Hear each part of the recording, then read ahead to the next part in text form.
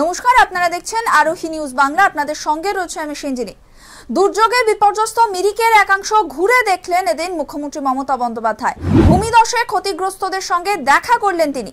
ভাঙা বসতবাড়ি, স্কুল দ্রুত মেরামত করে জনজীবন স্বাভাবিক করার জন্য প্রশাসনিক আধিকারিকদের নির্দেশ দিলেন।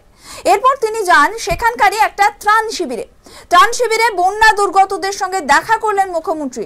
তারপর তিনি যান মিরিকের সুখিয়াপোখরির বিডিও দফতরে।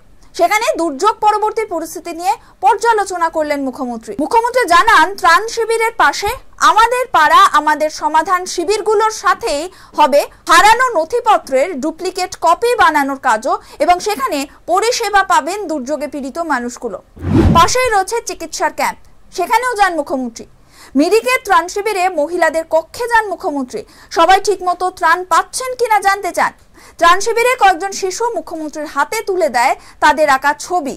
মুখ্যমন্ত্রী তাদের চকলেট, খেলনা, আঁকার খাতা, পেন্সিল দেন। মুখ্যমন্ত্রী জানান, তিনি সঙ্গে করে অনেক ত্রাণ সামগ্রী এনেছেন এবং সেগুলো বন্টন করে দেওয়ার জন্য প্রশাসনিক আধিকারিকদের নির্দেশও দেন তিনি। মুখ্যমন্ত্রী জানান, মিরিকে প্রায় সব রাস্তা থেকেই ধস সরানো হয়েছে। এই কাজের জন্য রাজ্যের পূর্ত দফতর, বিপর্যয় মোকাবিলা দফতরকে ধন্যবাদ জানান মুখ্যমন্ত্রী। ভারী বৃষ্টিতে মিরিক যাওয়ার পথে যেখানে সেতু ভেঙে গিয়েছিল, সেখানে অস্থায়ী সেতু তৈরি করা হবে বলে আগেই জানিয়েছিলেন তিনি। মঙ্গলবার তিনি জানান, অস্থায়ী সেতু 7-8 দিনের মধ্যে তৈরি হয়ে যাবে।